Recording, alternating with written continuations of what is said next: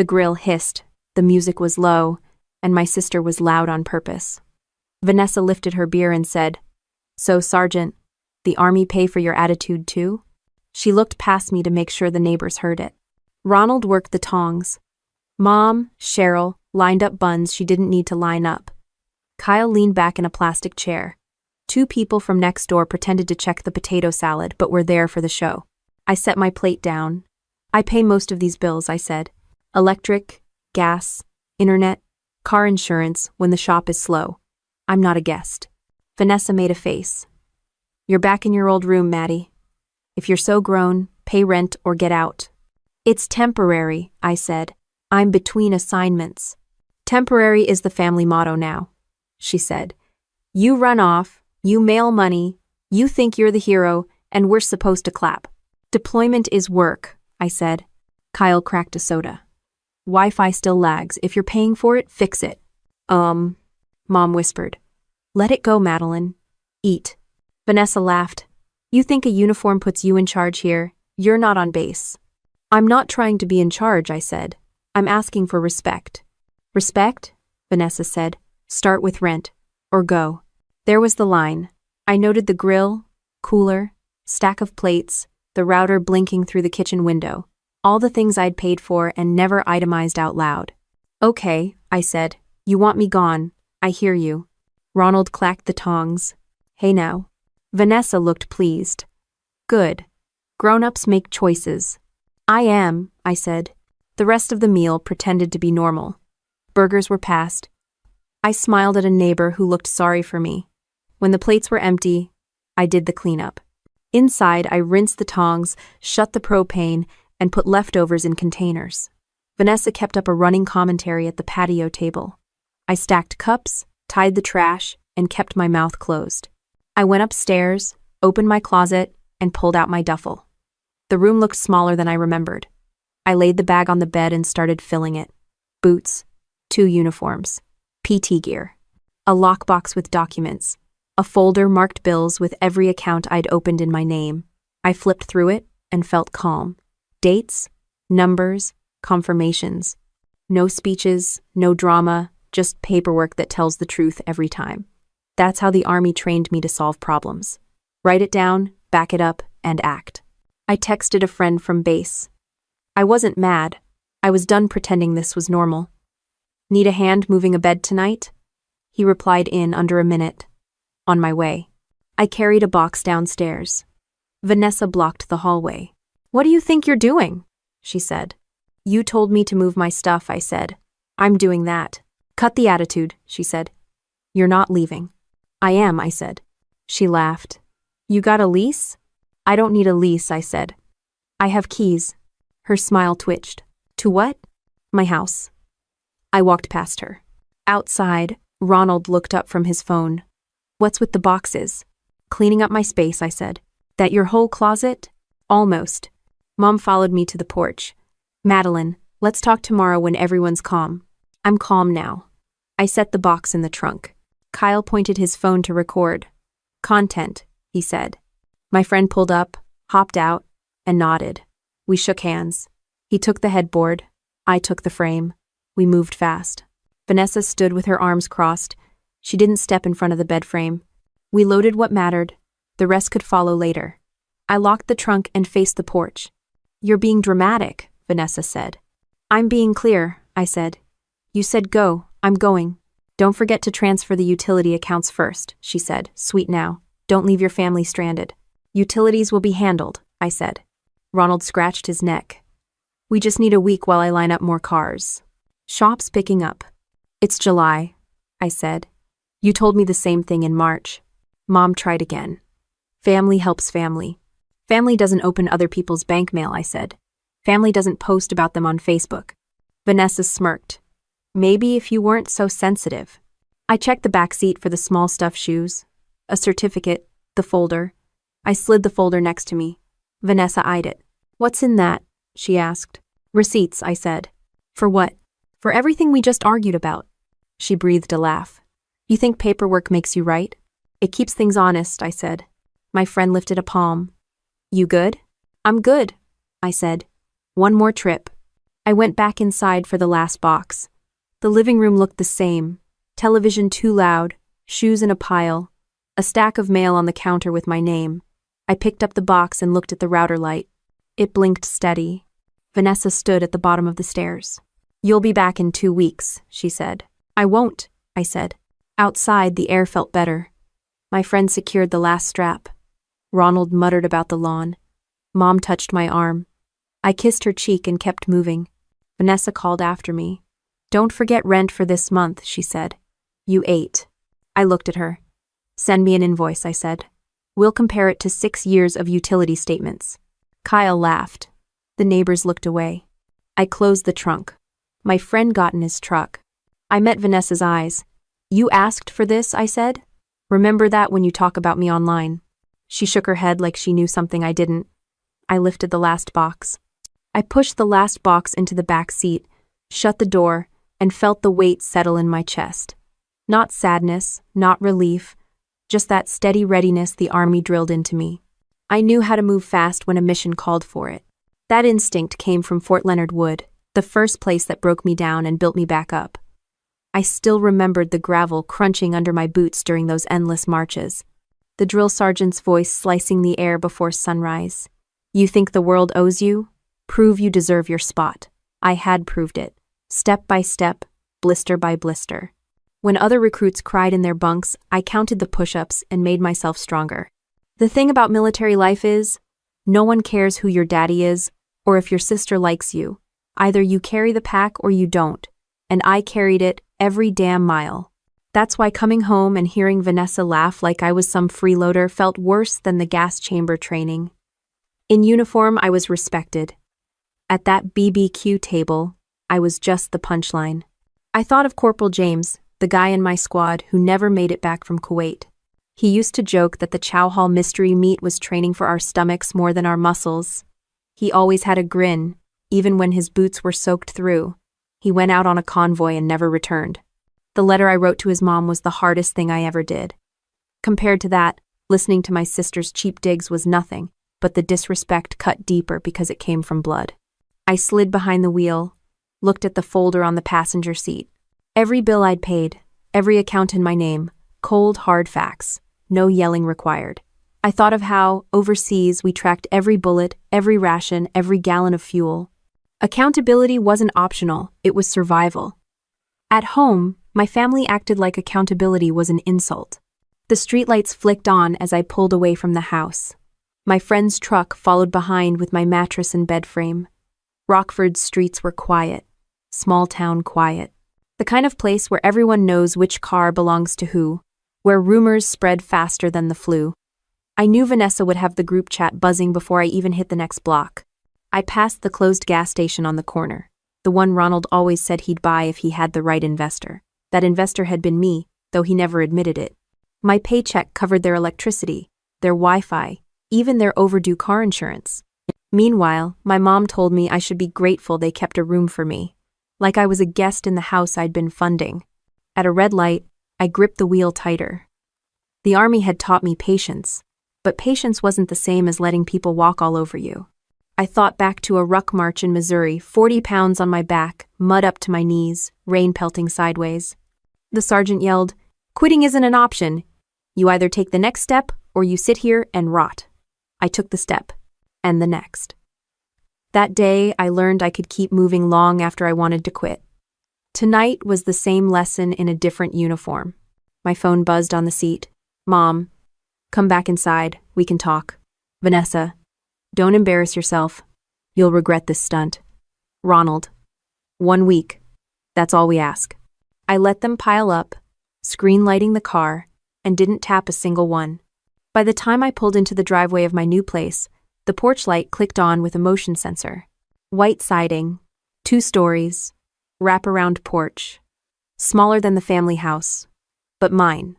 Not borrowed, not halfway, not dependent on anyone's permission. I turned the key in the lock and stepped into an empty living room that smelled like fresh paint and possibilities. My buddy carried the mattress in and dropped it against the wall. "Nice place," he said, short and simple, the way soldiers talk. We didn't need speeches. We hauled the bed upstairs, set it down, and looked around. "You good?" he asked. "I'm good," I said. He gave me a nod, clapped my shoulder, and headed out. That was it. Clean, direct, no drama. Alone in the quiet, I sat on the floor with the folder open. Bills, receipts, account numbers. I stacked them neatly, labeled what was still pending, what had already been transferred. My army brain loved order. My family called it cold. I called it survival. In the silence, the comparison hit harder. Overseas, people depended on me to watch their back, to make the right call under pressure. At home, my own sister mocked me for existing under the same roof. Overseas, discipline kept us alive. At home, discipline just made me their ATM. I stretched my legs, leaned against the wall, and laughed once. Not because it was funny, but because the absurdity was finally obvious. They wanted to treat me like a child while draining every dime I earned as an adult. That contradiction was over now. My phone buzzed again. Another text from Vanessa. "If you cut the Wi-Fi, Kyle's screwed. He's got job interviews online. Don't be cruel." I shook my head. Kyle hadn't filled out a single job application in months. The only thing he applied for was another round of Call of Duty. The messages kept coming. "Ronald, don't be heartless. I raised you. Cheryl, think of your brother. Vanessa, soldier or not, you need your family." I scrolled back through the photos in my camera roll instead. A shot of my squad in formation, desert sun behind us. A grin from James the day before his last convoy. A blurry picture of us crammed into the chow hall, trays piled with whatever slop they were serving. Those people had been my family too, in the truest sense of the word. They didn't drain me. They stood beside me. I powered the phone off and leaned my head back. The floor was hard, but it felt steadier than any bed at the old house. My uniform hung neatly in the duffel, boots lined at the edge of the wall, everything squared away. Out there, in my sister's world, I was a joke at a barbecue. In here, I was exactly who I'd worked to be. The night was still. The house creaked like new wood settling. No yelling, no stomping, no television blaring at full blast. Just silence I could keep. I closed the folder and slid it under the bed frame we hadn't finished assembling. It wasn't just paperwork. It was my proof of everything I carried for them, and the first step in making sure I never carried it again. The first light came through the blinds, and I was already awake. My body stayed trained to army hours, up before 6, moving before thought. I boiled water, made instant coffee, and drank it standing, the way I had intense overseas. The house was quiet enough that I could hear the spoon hit the cup. By 7, the phone started again. Cheryl left a voicemail about Sunday dinner. Ronald texted that he'd worked something out if I came back. Vanessa wrote in the group thread, "Grown-ups don't storm off. Real adults pay rent." Kyle threw in, "Wi-Fi's dead. You happy?" I tossed the phone onto the counter. The decision was simple. I wasn't going back. The duffel sat at my feet, still half-packed. I pulled out the uniforms, folded them tight, slid them into the dresser drawer. Civilian clothes went on hangers. The empty closet at the new place filled fast. A knock hit the door. Not loud, but steady. I checked the camera, Mom, holding a casserole dish like it was a peace treaty. I opened just enough for words, not enough for her to step in. "You can't just walk away, Maddie," she said. "You don't understand the pressure your sister is under." I kept my voice flat. "I understand pressure. I've slept in mud with mortars going off. Vanessa can handle a light bill." Cheryl clutched the dish tighter. "She only lashed out because she's stressed. The shop isn't bringing in money. Kyle's future is shaky. That's not mine to fix," I said. "It never should have been." Her eyes narrowed. "So this is who you are now? Cold?" "Number clear," I said. I shut the door before she could answer. The rest of the morning I spent unpacking. 1 box of kitchen gear, 1 box of books, 1 box labeled important. Inside were the documents. DD, 214 copies, insurance forms, Virginia loan paperwork. I stacked them by category and placed them in a locked drawer. I'd seen soldiers lose track of gear and pay for it with weeks of punishment. Losing track at home meant the same thing, just without the uniform. At lunch, my buddy from base swung by again with the rest of the load. We carried in the last chair, a small table, and the beat-up couch. He cracked a grin. "Looks like you finally outran your sister." "Not outrun," I said. "Just stopped carrying her." He nodded. Soldiers don't ask for backstory when the tone says enough. He dropped the boxes and left me to it. The text kept flashing. Vanessa this time. So you think you're better because the army gave you a mortgage? Let's see how long that lasts. I didn't answer. My hand hovered, but training kept me steady. In the army, you don't respond to provocation. You document, you act on orders, you don't get baited. I went down to the basement, checked the fuse box, ran the faucet, opened, and shut every window. The house worked. It was mine. That was the whole difference. By mid-afternoon, I drove to the store for groceries. Basics, bread, eggs, coffee, peanut butter, some frozen dinners. Nobody else had a say in the cart. No one adding chips at my expense. No one complaining about what I didn't buy. When I came back, the phone lit up again. Ronald, meet me halfway. Utilities in my name, but you handle payment this month. Just until we're stable. I typed one line back. Not my responsibility. Then, I powered the phone down. The sun dipped, and the quiet grew thicker. I sat at the table, ate a sandwich, and thought through the years of paychecks gone into that other house. Insurance claims, overdue notices, bounced checks I covered without question. It looked obvious in hindsight. I'd been the safety net, and they acted like the net owed them the fall. Another knock rattled the door, this time heavier. I checked the camera again. Vanessa, arms crossed, no casserole, no smile. I opened just enough. She smirked. You think this is permanent? You'll run back once you realize you're nothing without us. I leaned on the frame. I already realized I'm nothing with you. You want a medal for that? She said. The army already gave you one, right? Brag about that too? No medal covers being laughed at in your own yard, I said. Her smirk cracked for half a second, then came back. Cut the act. Bills are due next week. You'll cave. I won't, I said. She stepped closer. If you don't bother showing your face around us again. That's the point, I said, and shut the door. The lock clicked. I sat back down and finished my sandwich. It tasted better than anything I'd eaten at the BBQ. The silence in the new house was almost strange, but it worked. No television blasting at full volume, no stomping boots on the stairs, no sister raising her voice to get the last word. Just quiet walls, my boxes, and the low hum of a fridge I actually paid for. I walked from room to room with a trash bag, breaking down cardboard and stacking it neatly. Order was a habit that followed me out of the army and into every corner of my life. By mid-morning, I'd set up the kitchen enough to cook without juggling pans on the floor. Eggs in the skillet, bread in the toaster, and my own coffee brewing. The food didn't taste fancy, but it was mine. Nobody could tell me I bought the wrong cereal or that I should have picked up extra snacks for Kyle.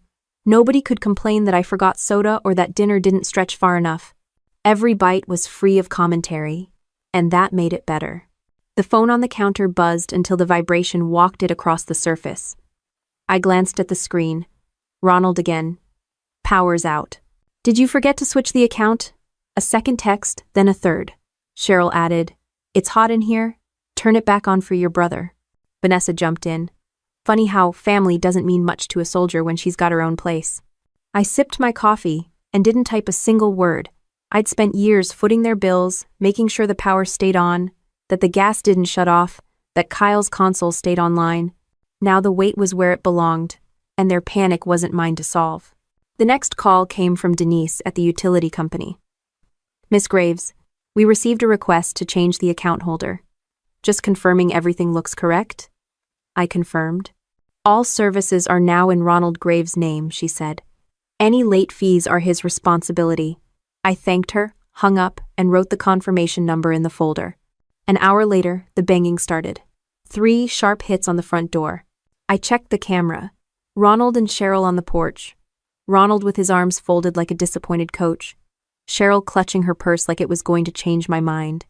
I opened the door just enough. Ronald's jaw was tight. All right, you made your point. Flip it back on for 1 week while I catch up. No, I said. Don't be cruel, Cheryl whispered. Kyle's suffering too. Kyle's got 2 hands and a working router if he gets a job, I said. Ronald stepped forward. You're not better than us, Maddie. Uniform doesn't make you queen. I never said it did, I said. But I don't owe you a crown either. His lips pressed flat. You think you can just walk away? I already did. I closed the door. The knocks kept coming for another minute, then faded when they realized I wasn't changing my mind. I went back to the stove, flipped the eggs, and finished breakfast without losing my appetite. That afternoon, I set up the Wi-Fi for myself, the irony not lost on me. Kyle was probably across town, sulking about losing his connection, while I streamed updates in peace. I logged into each account, gas, water, insurance, and saw the names swap clean. Confirmation after confirmation landed in my inbox. I printed every one, slipped them into the folder, and smiled at the neat stack. A couple of neighbors strolled by outside. They slowed when they saw Ronald's truck in my driveway earlier. I imagined the whispers already forming. In a town like Rockford, gossip traveled faster than deliveries. That didn't bother me anymore. Let them talk. The facts would back me up if anyone asked. By late afternoon, the texts came again. Vanessa this time. Real smart move, Maddie. Mom's crying, Kyle's mad, Dad's furious. You happy now? I read it twice, then typed. I moved out. The bills are not mine. I hit send, closed the thread, and powered the phone off. I walked the house again, testing each light, each faucet. Everything worked here. Nothing hung over me. No unpaid notice on the counter, no threats of shutoffs if I didn't wire money home. For the first time in years, I didn't have to worry if the fridge stayed cold. It would because I owned the account and I paid it on time for myself. Dinner was simple again, grilled cheese, soup from a can, and a quiet table. I sat across from nobody and didn't miss the noise. I thought about how many meals I'd covered back at the other house, how many grocery runs ended with complaints instead of thanks. That ledger was closed. This one balanced. The night came with another knock, softer this time. I checked the camera. Cheryl stood alone, eyes red, speaking into her phone. I didn't open the door. The casserole dish from yesterday was gone, replaced with a look of frustration. I walked upstairs instead, set the lock on my window, and stretched out on the mattress. The phone blinked once on the nightstand. I ignored it. The sound of silence stayed steady, and I let it. The following morning started with more buzzing on my phone than an alarm clock ever made. Ronald had left 6 missed calls. Cheryl had sent 3 texts in a row begging me to fix things just for now. And Vanessa went with her usual style. You're destroying this family for attention. Grow up. I scrolled through them while sipping coffee and decided the best answer was no answer at all. Instead, I opened my laptop and logged into the electric company. One account already confirmed under Ronald's name. Gas, water, internet, one by one. I double-checked they were completely out of mine. Every change came with a fresh email. You are no longer financially responsible. Each line felt like dropping a brick from my shoulders. By the time I got to the car insurance, I saw Kyle still listed as an additional driver on my policy. I remembered the day Ronald asked me to add him, said he'd pay me back once he found steady work. That steady work never showed up. I called the agent, cut Kyle off the policy, and transferred the address to mine. Are you sure? The rep asked. Positive, I said. If Kyle wants coverage, he can get his own. When the call ended, I closed the laptop and leaned back. That was it, every cord they'd used to pull from me. Cut clean. Around noon, a truck door slammed outside. I checked the camera. Ronald stood on the porch with Cheryl behind him, arms folded. Vanessa leaned against the railing, smirking like she already won an argument. I opened the door halfway. Ronald cleared his throat. All right, Maddie, point taken. You proved whatever it is you're trying to prove. Now, flip everything back for 1 week, just until we sort things out. I already told you no, I said. You can't mean it, Cheryl pleaded. It's summer, it's hot. We've got food spoiling. Kyle can't get online for his applications. I almost laughed. Applications? The only thing Kyle applied for was another level on his game. Vanessa scoffed. Listen to yourself, you sound petty. Grown adults don't slam doors and cut utilities. You're acting like a teenager. I leaned against the frame. No, I'm acting like the person who paid every bill you took for granted. That ended. Ronald's jaw tightened. We're family. Family doesn't abandon each other. R.I.P. Family doesn't drain one person dry. I shot back. Cheryl looked down, muttered something about forgiveness. Vanessa broke in louder. You want us on our knees? Fine. But remember this, when your perfect little soldier life falls apart, don't come crawling back. I held her stare. I won't. I shut the door and locked it. Their muffled voices carried for a minute, then their footsteps faded.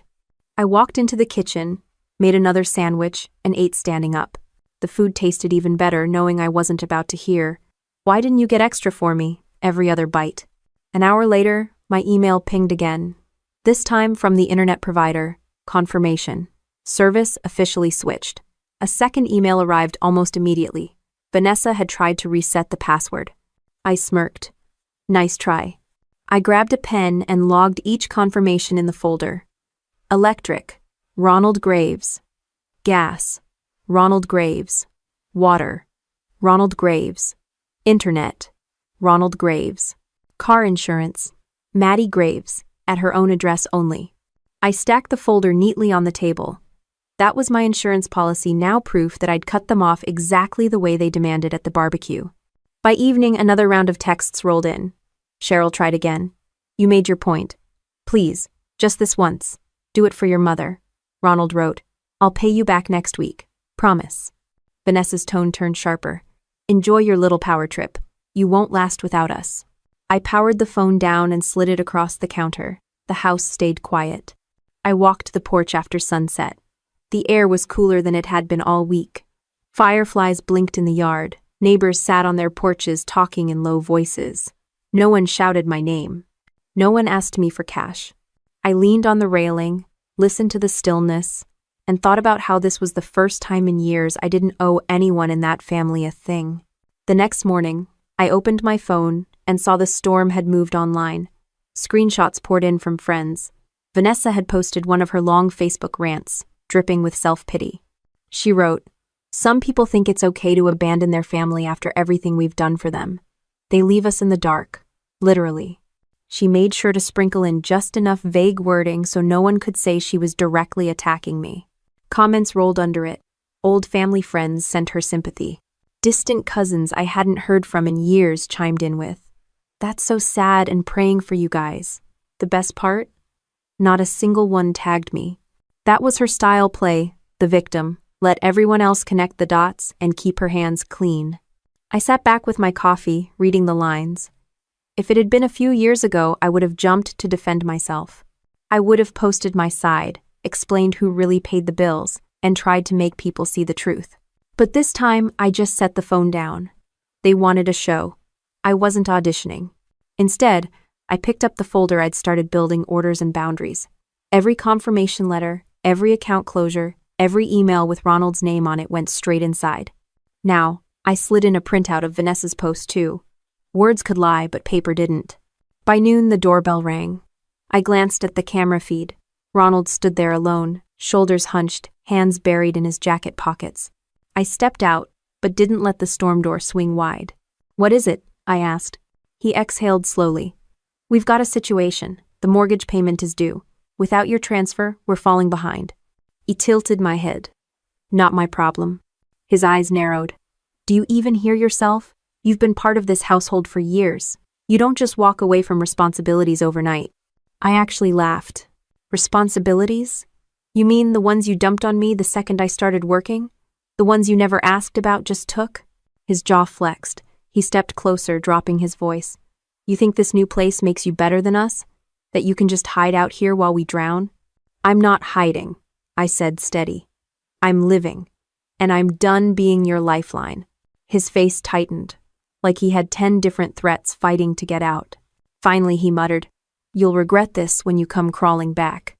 I stepped back inside, closed the door slow enough to enjoy the sound of the lock clicking into place. Crawling back wasn't in my vocabulary anymore. That night, I heard the fallout before they even realized I knew. My old neighbor called, whispering like we were sharing classified intel. "They're out in the driveway, screaming. Cheryl says she can't buy groceries," Ronald shouting about the account being empty. "Thanks for letting me know," I said, calm. I hung up and sat there, letting it sink in. All the weight I had carried for years was finally pressing on their shoulders, exactly where it belonged. The following day, I made it official. I walked into the bank and asked to meet with a manager. 10 minutes later, the last joint account with my name attached was closed. My balance moved into my own account, under my name only. I slid the paperwork into the folder, zipped it shut, and left the building with a lightness I hadn't felt since boot camp graduation. When I got home, another post from Vanessa popped up in my messages. Funny how people change when they think they don't need you anymore. But life has a way of humbling everyone. I stared at it, then chuckled. She was right, but not in the way she thought. Life was humbling them, and all I had done was step out of the way.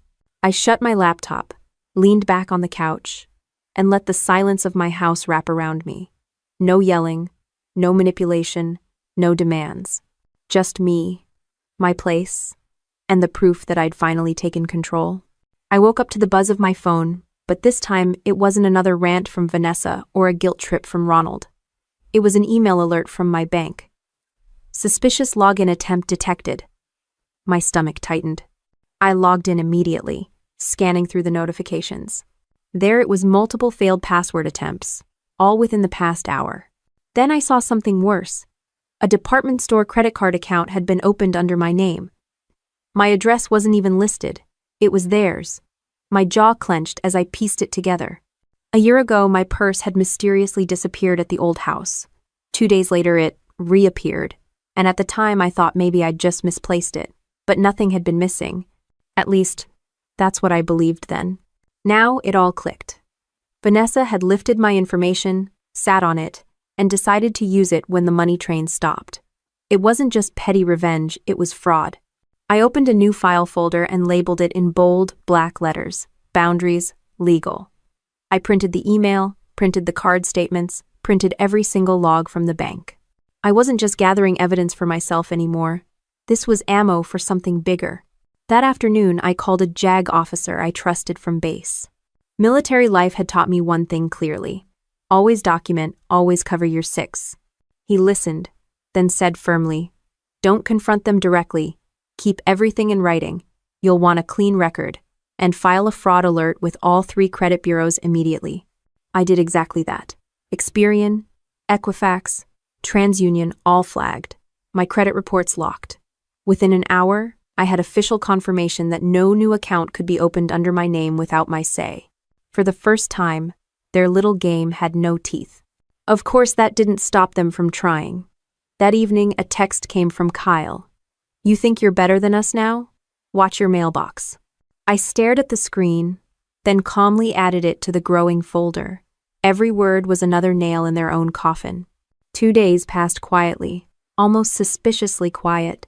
No knocks at my door, no voicemails, just the occasional sarcastic text from Vanessa or a guilt-soaked message from Ronald. But I didn't bite. Instead, I spent the time carefully building my defense, as though I were preparing for an inspection. Every scrap of paper, every screenshot, every log had its place. By the 3rd morning, the silence broke. My phone buzzed nonstop. Friends started sending me screenshots of Vanessa's latest online masterpiece. This time, she'd gone full dramatic, posting a photo of their house in the dark with the caption, "Some people leave their family stranded without even paying the light bill. After all we did for her, she's leaving us to suffer." I could practically hear the fake tears in her typing. The comments rolled in again.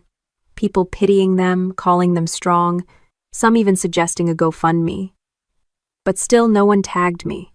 I didn't reply. I didn't post. I didn't even like a comment. Instead, I picked up the phone and called my lawyer. I explained the credit fraud, the online smears, the threats, everything. He paused for a moment, then said, "You've got them cornered, but you need to keep pressing. Don't just defend yourself. Set the record straight legally." So I did. I filed a formal police report about the stolen identity, listing Vanessa as the likely suspect. I submitted copies of the fake credit account and the fraudulent address. Then I made sure to request a case number and printed it out for my folder. That night, I sat at my kitchen table, staring at the neat stack of evidence. A year ago, I would have cried over how unfair it all felt. Now, I just felt steady. They thought they could scare me, break me down, drag me back into their chaos. But instead, they handed me proof that everything I endured wasn't just family drama, it was criminal. When the next knock came at my door, I didn't flinch. Cheryl stood there this time, sunglasses on even though it was dusk. She gave me a brittle smile. "We need to talk," she said. I kept the storm door shut. Talk about what? She shifted her purse higher on her shoulder. Kyle's interview is this week, and the car insurance is still in your name. Just let us use it until he gets settled. It's not in my name anymore, I said evenly. I already moved it to my new address. If Kyle wants insurance, he needs his own. Her jaw twitched. You're punishing us.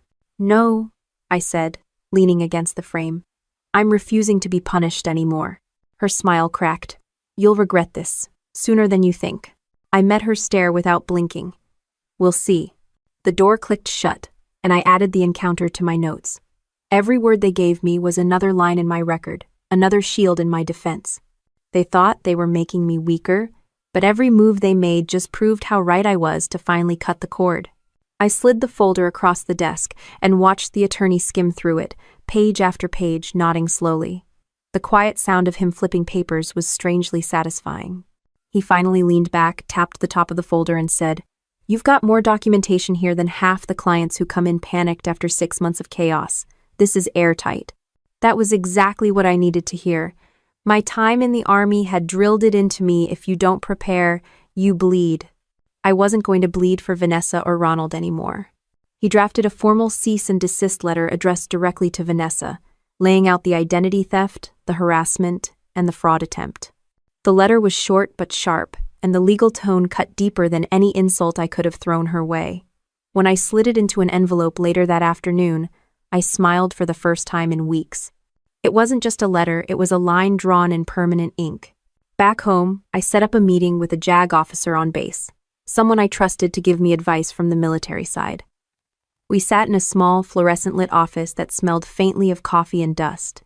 I explained everything: how Vanessa had mocked me, how Ronald and Cheryl had leaned on me for years, how I'd finally pulled away, and how quickly they tried to drag me back in with threats and fraud. The officer listened, expression calm and professional. You did the right thing by documenting, he said. Keep everything in writing. Never engage in shouting matches, and most importantly, protect your credit and your career. If they try to pull you into legal trouble, your file will speak for itself. Hearing that gave me more clarity than I realized I needed. For years, I'd thought walking away from my family meant I was cold, selfish even.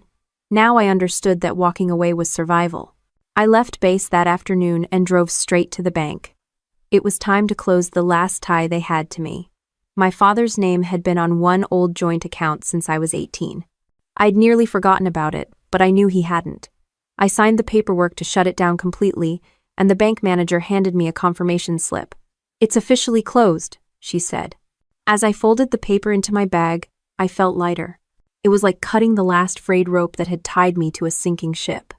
Of course, they didn't take the news well. That evening, Cheryl posted another round of vague Facebook updates. Some people think money buys freedom, but all it buys is loneliness. Her passive-aggressive style was almost funny now. Almost. The real blow came the next morning when my phone buzzed with a voicemail from Ronald. His voice was raw, angrier than usual. You've gone too far this time. Shutting down accounts, embarrassing us in front of neighbors. Do you think the Army makes you untouchable? You're still my daughter, and this family won't let you ruin us.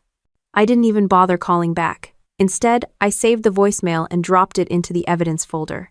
Every threat, every guilt trip, every desperate attempt to guilt me into paying their bills became another layer of protection for me. By now, I had a rhythm. Each morning, I brewed coffee, checked my accounts, scanned for suspicious activity, and updated my folder. It wasn't paranoia, it was discipline. Vanessa had turned family life into a battlefield, and I was running it like an operation. A few days later, a certified letter arrived in my mailbox. I recognized my attorney's letterhead instantly. It was a copy of the cease and desist he'd mailed to Vanessa. Inside was the delivery confirmation, signed in her own sloppy handwriting. That meant she'd opened it. That meant she knew I wasn't bluffing anymore. The silence that followed was deafening. No sarcastic texts from Kyle. No fake crying voicemails from Cheryl. No ranting calls from Ronald. For the first time in months, my phone stayed quiet. But quiet doesn't always mean peace. On Saturday morning, as I watered the flowers on my porch, a car pulled up at the curb. I recognized it instantly, Ronald's truck. He didn't get out right away. He sat there, engine idling, staring at my house like it was foreign territory. Finally, he stepped out, hands shoved deep in his pockets, and walked up to the bottom of my porch steps. "Can we talk?" he asked. His voice was lower, almost hesitant. I crossed my arms, staying at the top of the steps. "About what?" "You know what, the mortgage is past due. We're in over our heads. You've made your point. You don't need to keep punishing us." I let out a short laugh. "Punishing you? You mean living in my own house, paying my own bills, and not covering for yours? That's called responsibility. You should try it sometime." His face tightened, and for a moment I saw the old version of him, the one who thought shouting could solve everything. But then he swallowed it down and looked away. "We're drowning, Maddie." I felt the tiniest flicker of sympathy, but it vanished as quickly as it came. For years I had been drowning under their weight while they laughed at my struggle. Now that the tables had turned, they called it cruelty. "I can't save you," I said evenly. "I saved myself. That's enough." The look on his face told me he wasn't used to hearing that. He turned slowly, walked back to his truck, and drove off without another word. I stood on the porch, the air around me still heavy from his presence, and realized something important. I didn't feel guilty anymore. I didn't feel like a bad daughter, a selfish soldier, or a heartless sister. I felt like someone who had finally drawn the line and refused to let anyone cross it again. The first real sign came in a plain white envelope with a bank logo stamped across the top.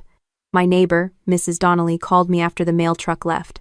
"Honey, I think you'll want to know," she said, her voice carrying that mix of gossip and concern she was famous for. "Your parents just got a foreclosure notice." I saw Ronald standing at the curb holding it like it was a death sentence. I thanked her, hung up, and leaned back in my chair. It wasn't joy I felt, but a strange calm. For years, I'd been the patchwork holding their house together, covering late bills, making minimum payments, making sure the lights stayed on. Now the cracks were showing, and there was no one left to plaster over them. By the weekend, the neighborhood was buzzing. People whispered on their lawns. Kids mentioned that Vanessa had been screaming in the driveway again, throwing a pile of envelopes at Ronald while Cheryl sobbed on the porch. The facade they'd built for years of being the struggling but proud family was unraveling in front of their neighbors' eyes. Then came the calls. Ronald first, his voice rough. "They're threatening to take the house, Maddie. This is serious. Don't think you can just wash your hands of us." I didn't raise my voice. "I warned you. For years I told you this was coming. You never listened." He cursed under his breath, then snapped. "If you cared at all about family, you'd help us." I hung up without answering. That word family had become their weapon. They wielded it like a knife every time they wanted to cut into me, make me bleed responsibility that was never mine to carry. Days later, I overheard two neighbors at the gas station talking loudly enough for anyone to catch it. It's a shame, really. Ronald's house always looked nice on the outside, but I heard the bank's giving them until next month to settle up or they're out. The shame wasn't mine anymore. That burden belonged to them. One evening, as the sun set, I stepped onto my porch with a cup of tea. Across town, they were no doubt arguing over overdue bills and empty accounts.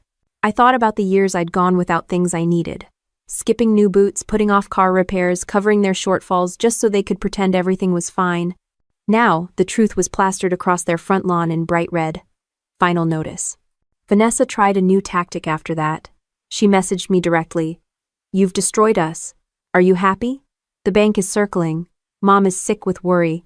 Kyle can't sleep. This is your fault." I stared at the words, then closed the app. No reply. Their downfall wasn't my fault. It was their own choices catching up. 2 days later, Mrs. Donnelly called again. Her voice was almost breathless. "They had a shouting match in the front yard, Maddie. The whole street heard it. Ronald was yelling that Vanessa maxed out another card, and Cheryl kept saying the bank was already 2 months behind. They're blaming each other now." I listened quietly, thanked her again, and set the phone down. The mental image was almost cinematic. The same people who had mocked me at the barbecue now tearing each other apart in full view of the neighborhood. It wasn't about revenge anymore. It was about exposure. They could lie about me, spin stories online, post cryptic quotes all they wanted, but they couldn't spin foreclosure. They couldn't edit the truth stamped on an envelope. Later that week, a certified letter arrived at my new house. It wasn't addressed to me, it was mistakenly delivered. meant for Ronald and Cheryl.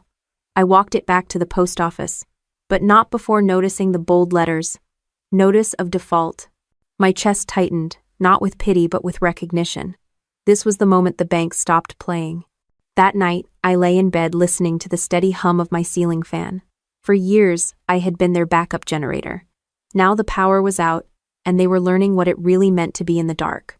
Word spread quickly in Rockford. Someone leaked the foreclosure notice to the local gossip page on Facebook. A short post appeared. Sad to see the Graves house in trouble. Prayers for them in this hard time. The comments weren't kind. Some neighbors admitted they'd suspected financial trouble for years. Others called out Ronald for driving around in his truck like nothing was wrong. A few even mentioned Vanessa's constant bragging about vacations and new clothes. The sympathy wasn't flowing the way she expected. I scrolled through it once, then set my phone aside.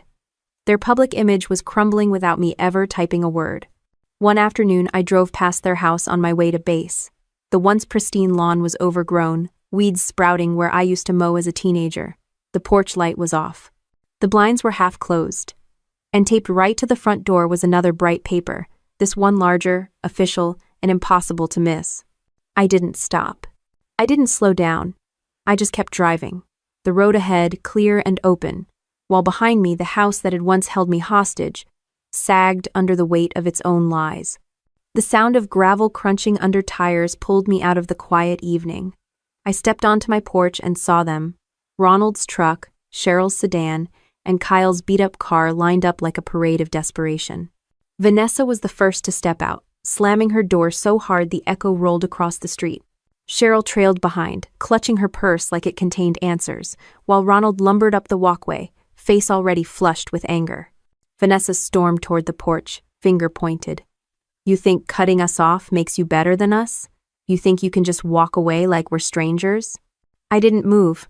I stood with my arms folded, calm, steady, grounded in my own space. I don't think it. I know it. Her face twisted. If you don't help us, you're no sister of mine. You hear me? No sister. No family. Behind her, Cheryl's voice cracked. Please, Maddie. We're on the verge of losing everything. Just a little help. Just until we get back on our feet. I looked at her, then at Ronald. He was silent for once, jaw clenched, eyes darting between me and the ground, like he knew nothing he said could fix it anymore. Vanessa wasn't done. She climbed 2 steps up the porch, jabbing her finger at me. You've got army money, government benefits, a new house, and you're going to let us sink?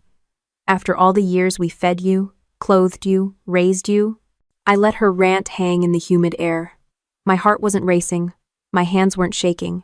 Instead, there was a strange clarity in me, like the quiet before a mission. You didn't raise me, I said flatly. You drained me. There's a difference. Ronald finally spoke, his voice low and tense. She's right about one thing: you are turning your back on family. That word again. Family. The word they twisted to keep me shackled. I stepped closer to the railing, locking eyes with him. No, I'm turning my back on abuse, on manipulation, on years of being your bailout plan. That's not family, that's exploitation. Cheryl sniffled, her mascara smudging. Maddie, we're begging you. 1 week. Just 1 week of help. 1 week turns into 1 year. 1 year turns into a lifetime. I'm done. Vanessa let out a bitter laugh, the kind that tried to mask her panic. Fine. If you won't help us, then don't come crying when this whole town sees who you really are. Cold, selfish, ungrateful. I leaned against the porch post, meeting her glare. They already see you. Screaming in driveways. Default notices taped to your door. They don't need me to tell them who you are. You're doing it just fine yourself. Her mouth snapped shut. Ronald muttered something under his breath, and Cheryl dabbed her eyes with a crumpled tissue. For the first time in years, the power dynamic had shifted completely. I wasn't the one defending myself, they were. Kyle finally spoke from the edge of the driveway, arms crossed like a sulking teenager, even though he was well into his 20s. You'll regret this, Maddie. Blood is blood. I turned my gaze toward him. Blood doesn't entitle you to my wallet. That silence afterward felt heavier than any shouting match. Vanessa's nostrils flared. Ronald's fist tightened. Cheryl's shoulders slumped. They had come prepared to guilt, to scream, to twist my arm. Instead, they were standing in the reality that their threats no longer worked. Vanessa stepped back, her heels clacking against the porch. She spat the words like venom. "Don't bother showing up when we're gone. Don't bother pretending you care." I didn't answer. I didn't need to. The door was behind me, my house solid around me, my life no longer theirs to touch. As they shuffled back toward their cars, Cheryl glanced back once, her face streaked with tears. Ronald kept his eyes straight ahead, jaw locked, silent for once. Kyle muttered something I didn't catch. And Vanessa, she burned holes into me with her stare until the truck door slammed shut and the engine roared. The caravan of cars pulled away, taillights disappearing down the street, leaving only the chirp of crickets and the still air of my porch. I stood there for a long moment, the wood railing cool under my hands. My chest rose steady, unshaken. For the first time, I realized that their ultimatums had no teeth. I had drawn the line, and nothing they threw at me could drag me back across it. The silence after their cars disappeared didn't last long. By Monday morning, Rockford was humming with gossip louder than cicadas in July. Everywhere I went, the grocery store, the gas station, even the dry cleaner, I could feel the shift in the way people looked at me. Not with pity, not with judgment, but with curiosity. They already knew something was unraveling with my family, and now the stories were traveling faster than any of Vanessa's Facebook posts ever could. The local papers sealed it. A short piece buried on page 3 under Community Updates mentioned Ronald Graves facing foreclosure proceedings after several months of missed payments. It wasn't juicy journalism, just a factual notice. But in a town like Rockford, you didn't need details. People filled in the blanks themselves. At the hardware store, an older man I barely knew leaned on his cart and said, "Shame about your folks' place. Guess everyone thought they were doing better than they were." His tone wasn't cruel, just matter of fact. I nodded and moved on, but inside I felt that weight shift again. For years, their problems were mine. Now their collapse belonged to them alone. Vanessa, of course, tried to twist the narrative. She lit up Facebook like it was her personal courtroom, posting vague quotes about betrayal, selfish siblings, and the pain of being abandoned when you need people most. Her friends commented with the usual, "Stay strong, girl," but even that started to dry up when neighbors chimed in with what they'd seen: the screaming fights, the notices taped to their door, the endless parade of excuses. I didn't comment. I didn't even like the posts. I just watched as the grip she once had on people's sympathy slipped away. At work, one of my fellow soldiers, Ramirez, slid a folded newspaper across the break table. "This your family?" he asked, eyebrows raised. I glanced at the article, then back at him. "That's them." He gave a low whistle. "Rough. Not for me," I said, sipping my coffee. That shut it down. The army doesn't deal in sympathy for people who dig their own holes. Ramirez respected that, and so did I. Meanwhile, Cheryl tried calling me again, her voice trembling on voicemail. "Maddie, people are talking. The church ladies won't even look at me anymore. This is humiliating. You could make this stop if you just..." I hit delete before she could finish. Every attempt they made to rope me back in only pushed me further away. For once, the community wasn't shielding them. No one was rushing to paint them as victims. And without that safety net, the pressure built fast. One afternoon, while I was running errands, I spotted Vanessa in the parking lot of the pharmacy. She was standing with another woman, voice raised, waving her arms as if trying to defend herself against invisible accusations. Her face was drawn, makeup streaked in the heat, hair pulled back hastily. When her eyes caught mine across the lot, the fury there was unmistakable. She didn't yell this time, though. She just climbed into her car, slammed the door, and sped off. That look told me everything. The humiliation wasn't just private anymore, it was eating her alive. The following weekend, Rockford's little gossip grapevine kicked into overdrive. Someone leaked that the Graves mortgage hadn't been paid for months before I'd cut ties. That Ronald had borrowed from more than one neighbor under the guise of short-term help. That Vanessa had been spotted using new credit cards just weeks before the foreclosure notice arrived. The story wasn't mine to tell. It was theirs to live. And now the whole town was watching them drown in it. What surprised me most wasn't their collapse, it was my lack of guilt. I didn't wake up in the middle of the night wondering if I should have done more. I didn't feel that tug to rescue them from the consequences. Instead, I felt steady, balanced, like the ground beneath me was finally solid after years of shifting sand. Sitting on my porch one evening, I watched the sun dip low behind the trees. The air smelled of cut grass and charcoal from someone grilling down the street. Across town, my family was unraveling in public view, their voices bouncing around Facebook threads and whispered conversations. But here, at my house, there was peace. I took a long sip of iced tea and let the stillness sink in. The louder their chaos grew, the quieter my own life became. And I realized that was the sweetest revenge of all. The knock came just after dinner, heavy and insistent, rattling the doorframe like they owned the place. I didn't even have to look through the window to know who it was. When I opened the door, the whole crew was back: Ronald, Cheryl, Kyle, and Vanessa front and center, her expression set in that ugly mix of rage and desperation. She didn't wait for an invitation. "You think this is funny, Maddie? You think sitting in your shiny new house while we lose everything is some kind of payback?" I stepped onto the porch, closing the door behind me.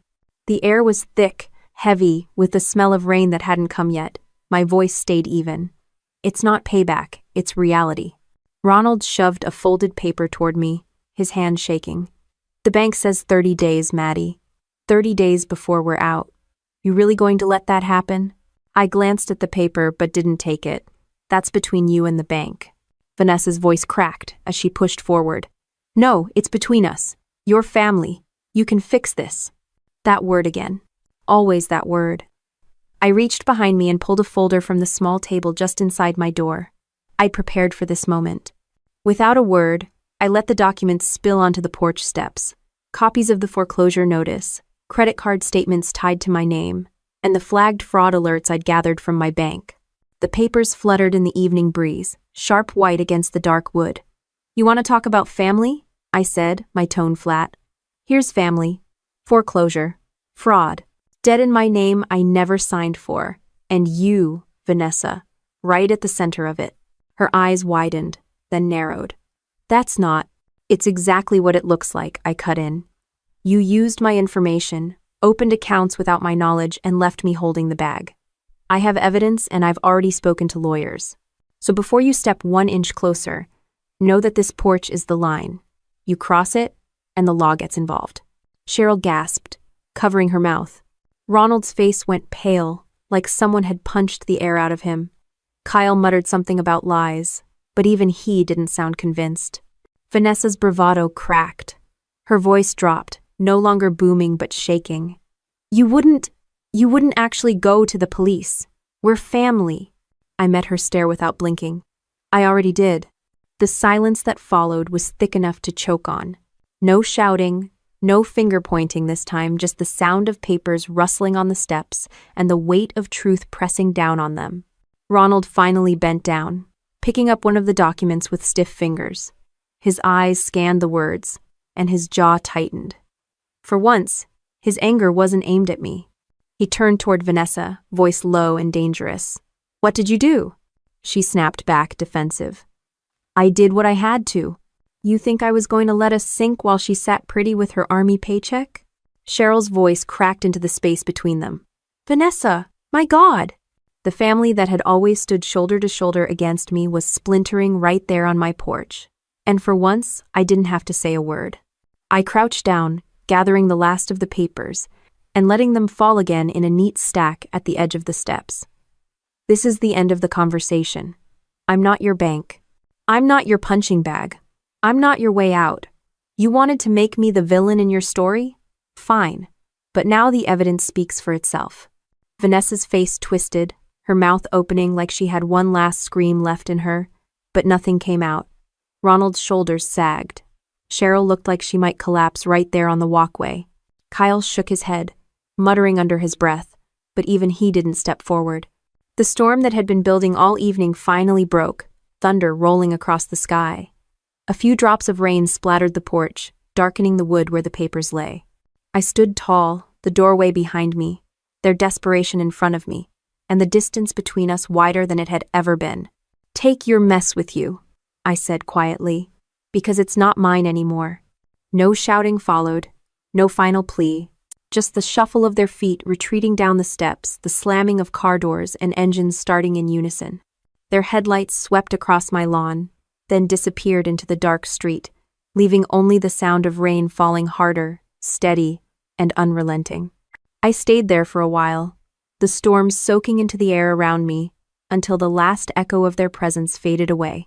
The morning after the storm, sunlight spilled across my kitchen table, catching on the steam from my coffee. The air smelled fresh, like rain had washed away more than just dust from the streets. I sat in silence, phone face down, no longer bracing for a call or a message that demanded I fix someone else's disaster. The house was quiet, solid, mine. I stepped out onto the porch where last night's papers had been scattered and half soaked, the ink bled in places, the foreclosure notice warped by water. I gathered them into a stack and dropped them straight into the trash bin. Not because I needed them anymore, the point had been made. The evidence already filed with my lawyer, but because I no longer felt the weight of keeping records just to defend myself. That fight was already won. Later that day, I met up with an old squad mate, Daniels, at a diner on the edge of town. He walked in with that easy grin he'd always carried, the kind you only keep after making it through deployments where humor was sometimes the only weapon we had left. "Place hasn't changed," he said, sliding into the booth across from me. "Neither have you," I shot back, smirking. We ordered coffee and greasy eggs, and for the first time in years, I wasn't carrying the baggage of family drama into a conversation. Daniels asked how I'd been, and instead of dodging the question, I answered honestly. "Better," I said. "A lot better." He raised an eyebrow. "That good, huh?" "Good enough to know where the line is, and good enough to finally hold it." End quote. He nodded like he understood without needing the details. And he did. Anyone who served knew what it meant to set boundaries, to draw a perimeter and defend it no matter what. When I drove back home, I passed the old house. The blinds were drawn tight, the lawn overgrown, and a bright orange foreclosure sticker clung to the front door like a brand no one could ignore. I didn't slow down. I didn't gawk. I just kept driving. It wasn't mine to carry anymore. At my own place, I spent the evening doing things I hadn't let myself enjoy in years. Cooking dinner without rushing, playing music loud in the kitchen while I cleaned up, sitting on the porch swing with a glass of sweet tea as the cicadas started their song. Freedom wasn't dramatic. It wasn't loud. It was quiet, steady, the kind of peace you notice most when you've lived too long without it. Cheryl tried calling again that week, one last voicemail, her voice thin and tired. "We don't know where to go from here, but you've made your choice. I hope you're proud." I didn't save it. I didn't respond. Pride had nothing to do with it. It wasn't about revenge anymore. Not really. It was about survival. About respecting myself enough to stop being the fallback plan for people who never respected me. The army had drilled discipline into me, but my family had forced me to learn something harder: boundaries. Out there, in uniform, I learned how to follow orders, how to carry weight, how to push past limits. Back here, in Rockford, I learned how to say no. How to draw the line and not apologize for it. And maybe that was the lesson I'd been circling all along. Discipline isn't just about getting up at dawn and running until your legs give out. It's about protecting your energy, your resources, your dignity. My squad taught me to stand tall. My family taught me to stand apart. Weeks later, when I walked into the base gym for morning PT, Ramirez slapped me on the back. "You look lighter," he said. I grinned. I am. Because I was. For the first time, I wasn't weighed down by guilt, by fear, by that constant pull to fix what was never mine to fix. I was just me, a soldier, a woman with her own house, her own peace, her own line that no one could cross. Sitting on my porch that evening, the sun sliding low behind the trees, I thought about every step that brought me here, from the barbecue where Vanessa laughed at me, to the foreclosure papers fluttering in the rain, to this quiet stretch of freedom. I didn't need a dramatic ending. I didn't need a parade. Just this: the sound of cicadas, the weight off my shoulders, and the simple truth I'd earned. The military taught me discipline. My family taught me boundaries. And now, finally, I was living both.